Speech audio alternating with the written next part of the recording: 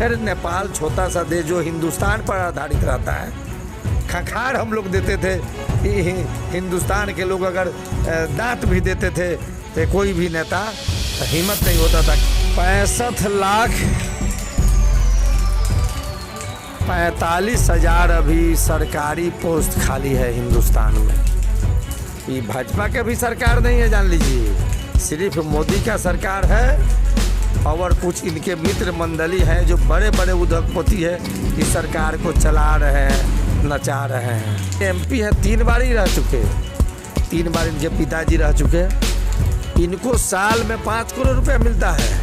ये बतलावे ना जो उस 5 करोड़ रुपया साल में जो मिलता है, ये अभी तक एको को कोई कार्य बतलावा ना जो। नमस्कार, मैं भूपेंद्र कुमार पांडे और आप देख रहे हैं खबरी 24/7।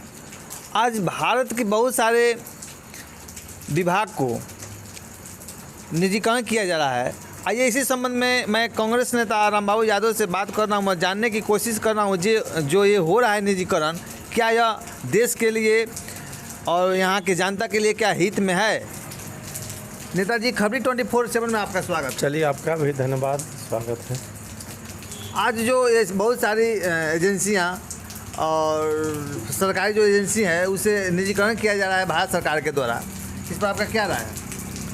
सबसे पहले बड़ी बात है कि जब नरेंद्र मोदी जी भारत के प्रधानमंत्री बने तो उसी समय लोगों को शक हुआ कि यह बड़े बड़े व्यापारियों के मने बल पर इनकी सरकार आई है, बेईमानी करके धन के प्रलोभन पर मीडिया वाले लोगों, कुछ बड़े बड़े इलेक्ट्रॉनिक्स मीडिया वाले लोगों।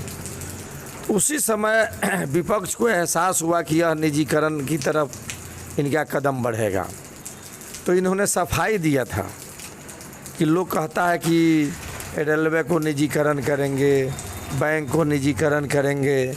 इन्होंने सफाई दिया, प्रधानमंत्री जी ने बोला था कि ऐसा गुमराह नहीं हो भारत की जनता, लेकिन आज वह हो रहा है, निजीकरण पर निजीकरण। वो भी ये जान लीजिए, मित्र निजीकरण। मित्र निजीकरण के मतलब हुआ कि अपने मित्रों को दे रहे हैं। और हिंदुस्तान में सिर्फ अदानी अंबानी ये 2-4-5 कंपनी तो नहीं है, तो सिर्फ अपने मित्र निजीकरण को क्यों दे रहे हैं।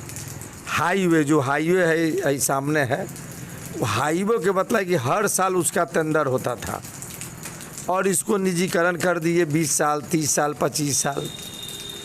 पहले था कि लंबा सफ़र आप करिएगा तो टोल टैक्स देना पड़ता था, लेकिन अब क्या है कि अगर आप 100 किलोमीटर के अंदर भी आप गए, 50 किलोमीटर गए तो आपको टोल टैक्स भरना पड़ेगा। तो क्या लगता है जो निजीकरण हो रहा है, क्या इससे देश को फ़ायदा होने वाला है? देश के फ़ायदा नहीं, देश गुलामी की तरफ जा रहा है।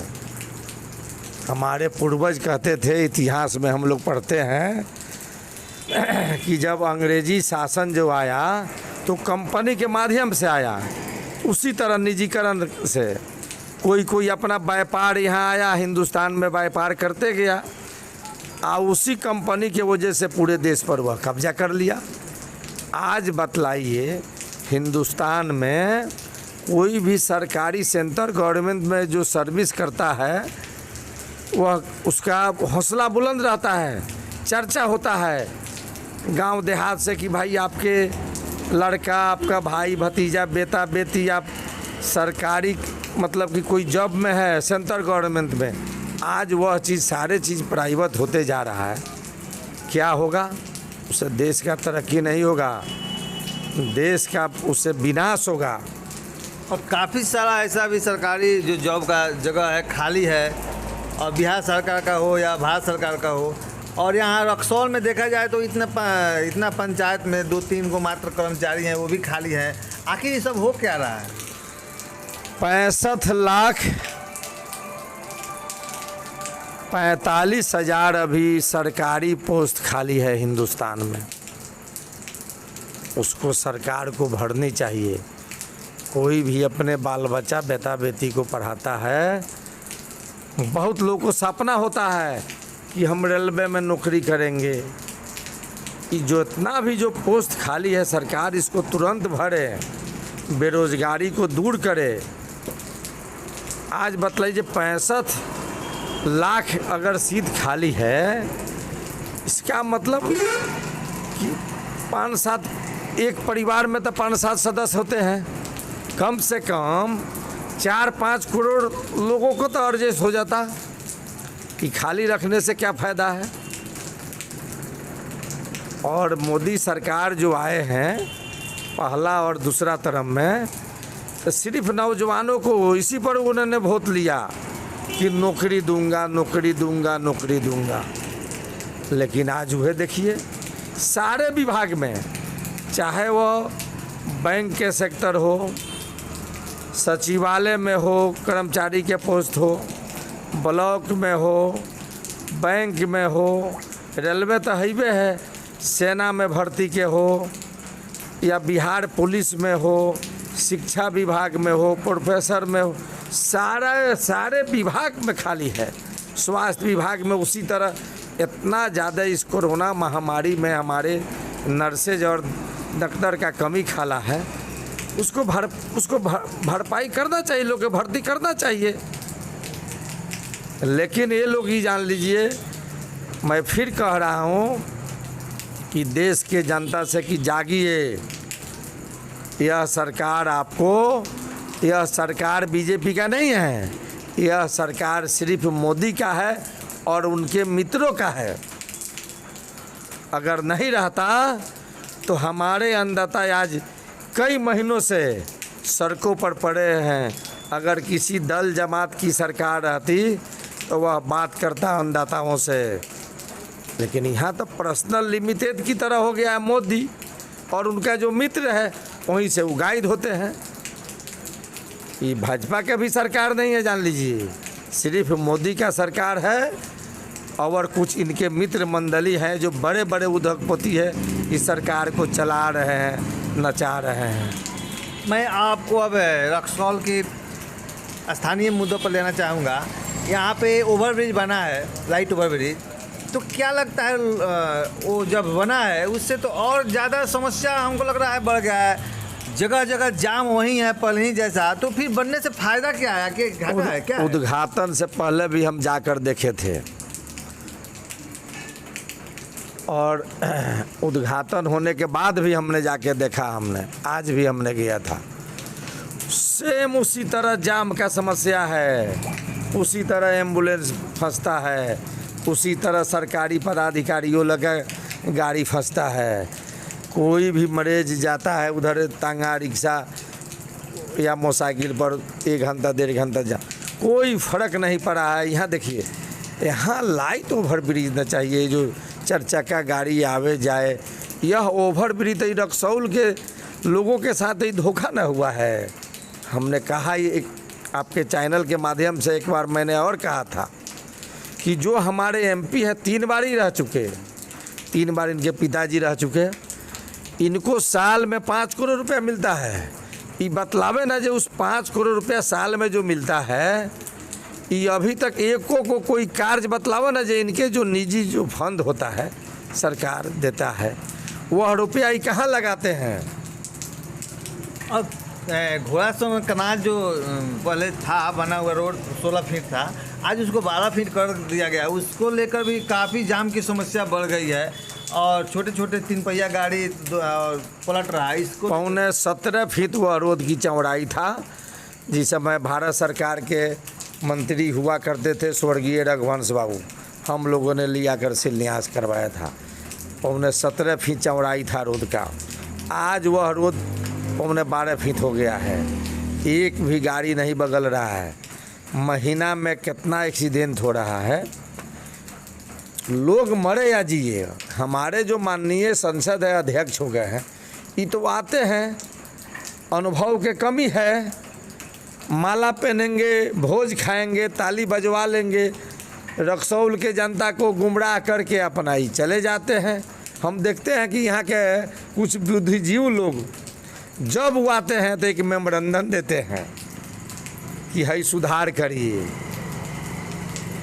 आप लोग, जो लोग बुद्धिजीवी वर्ग लोग हैं जो जाके मेमोरेंडम देते हैं, आप लोग को वह आदमी बेइज्जत करता है। अगर उस आदमी को अगर विकास करना रहता रक्सौल में तो यहाँ आता, बुद्धिजीव लोग को एक मीटिंग करता, उसे राय लेता, सलाह लेता। पहले कहते थे हमारे माननीय सांसद महोदय कि सिर्फ केंद्र में, यहाँ बिहार में मेरी सरकार है, केंद्र में नहीं है। आज दोबारा उनकी केंद्र में सरकार बनी है, लगातार दोनों जगह उनकी सरकार है, फिर भी नहीं हो रहा है। और ये जो घोड़ा सोना कनाल जो सिकटा को जोड़ता है रक्सौल से सिकटा को, केवल भिलाई चौक तक ही क्यों बनाया जाता है? 1 किलोमीटर क्यों नहीं बनाया जाता है? बॉर्डर तक, पश्चिमी चंपारण और पूर्वी चंपारण के बॉर्डर तक क्यों नहीं लाया जाता है? कितनी समस्या है लोगों को आने में। मैं इसीलिए नहीं कह रहा कि तो अनुभवी संसद हो गए हैं अनुकंपा पर। आज 1 किलोमीटर जो बाकी रह जाता है, वो 1 किलोमीटर में समझ जाइए कि इमरजेंसी में किसी को हॉस्पिटल आना हो